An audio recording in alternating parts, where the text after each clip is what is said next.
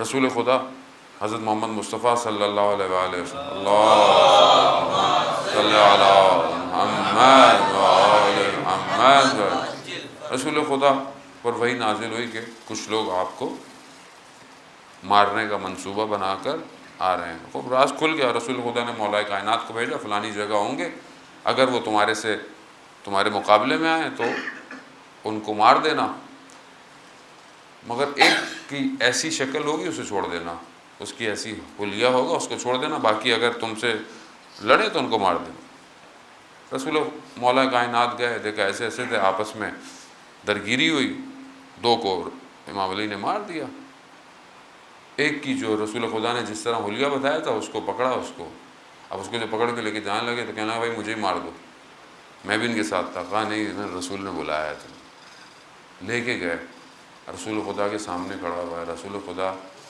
نے کہا کہ تم نے یہ بنایا تھا، یہ ہمیں پتہ چل گیا، لیکن کہا تو مجھے کیوں نہیں کچھ کہا کیونکہ تم اپنے قبیلے میں سخاوت کرتے تھے، تم اپنے لوگوں کا خیال کرتے تھے، تم لوگوں کی مدد کرتے تھے، ہاتھ پکڑتے تھے، اس لیے ہم تمہیں چھوڑ دیتے ہیں۔ تو کہا آپ کا دین ان چیزوں کو اہمیت دیتا ہے؟ کہا ہاں ہمارا دین اسی چیز کو اہمیت دیتا ہے۔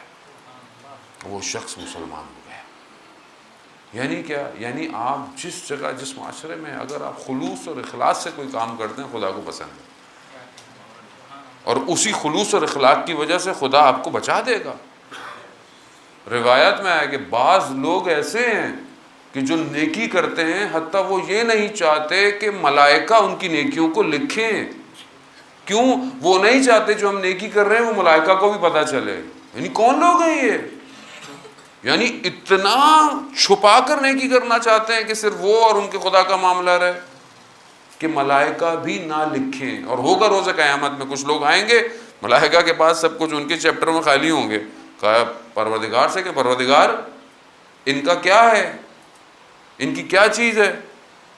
تو پروردگار کہے گا نہیں یہ میرے بندے ہیں، انہوں نے نہیں چاہا کہ تم بھی ان کے نیک عمل کو دیکھو، ہم نے تم سے بھی چھپا کے رکھا۔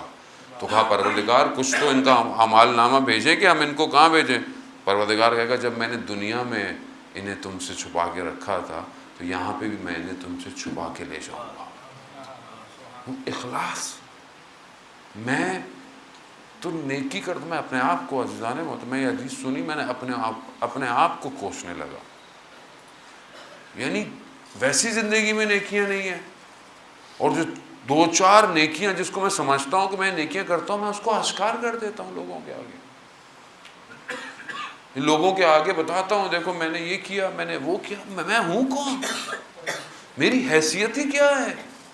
یعنی جو رہا سہا مجھے اللہ نے موقع دیا تھا کہ میں اس کی بارگاہ میں جاؤں، وہ میں نے لوگوں کے آگے بتا کر اپنی اس نیکیوں کو ضائع کر دیا۔ جیسے کوئی فلانا سے کہتا ہے فلانی جگہ یہ ہے، فلانی جگہ اچھا فلانی جگہ نیاز ویاز، ہاں شاید وہاں یہ ضرورت ہوگی نا، چلو میں دے دیتا ہوں، میں نے دیے تھے، میں نے یہ کام کیا تھا، میں نے وہاں یہ کیا تھا، میں نے وہاں یہ کیا تھا، کس کو بتا رہا ہوں میں؟ بعض روایات کہتی ہیں کہ نیکی ایسے کرو کہ دائیں ہاتھ سے اگر دیتے ہو تو بائیں ہاتھ کو خبر نہ ہو۔ یہاں اخلاص سے، یہاں کچھ نیکیاں ایسی ہیں جو آپ کو اشکار بھی کرنی پڑتی ہیں، معاشرے میں دکھا کے بھی کرنی پڑتی ہیں۔ اب یہ نہ آپ کل کو نماز میں ہی نہ جائیں مولانا ہم تو نیکی کر رہے ہیں، گھر میں بیٹھ کے کر رہے ہیں۔ یہ جیسے جو لوگ مجلس میں نہیں آتے، مولانا ہم نہیں چاہتے ریاکاری ہو، ہم روز مجلس میں آتے ہیں، ہم آپ کو آن لائن بیٹھ کے دیکھتے ہیں۔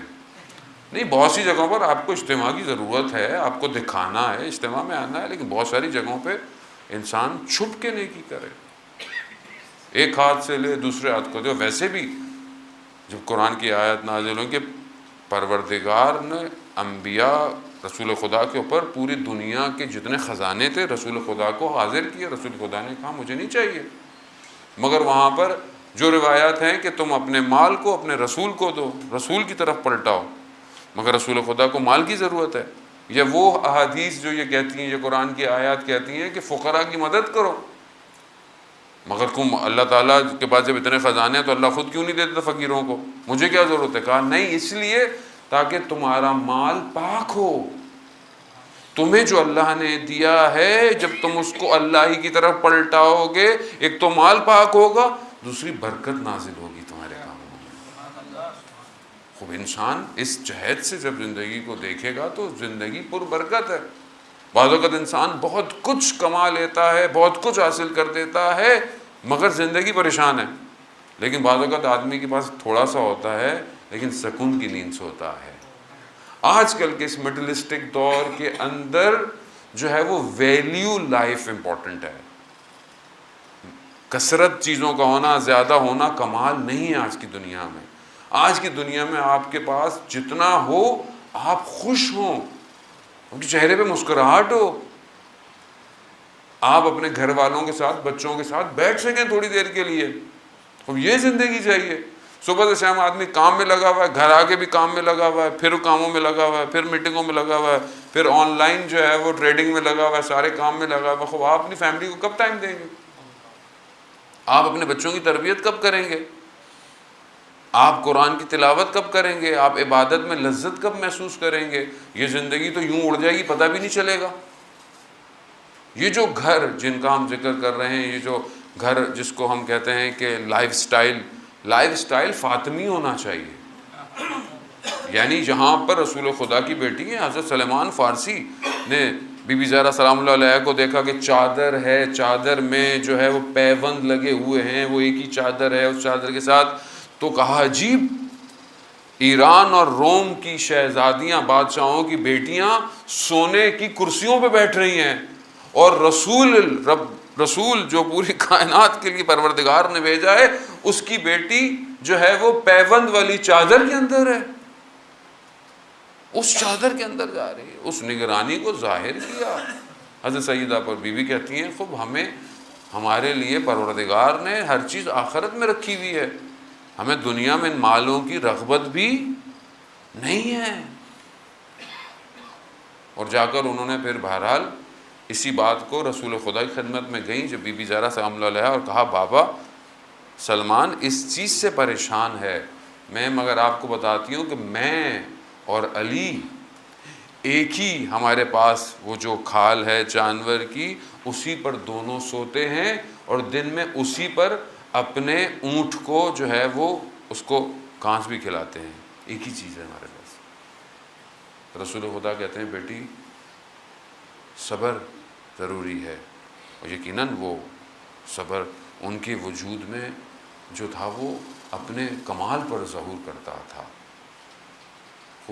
ہم اپنی زندگیوں میں کہاں صبر ہے؟ صبر مال پر، صبر مال کے نہ ہونے پر، صبر بیماری ہونے پر، صبر پریشانی ہونے پر ہے، یا ہماری زندگی میں نہیں ہے؟ خوب یہ لائف سٹائل ہمیں، اگر یہ لائف سٹائل ہماری زندگی میں نہیں ہے تو ہم نے آج تک رول ماڈل نہیں بنا پایا حضرت سیدہ سلام اللہ علیہ۔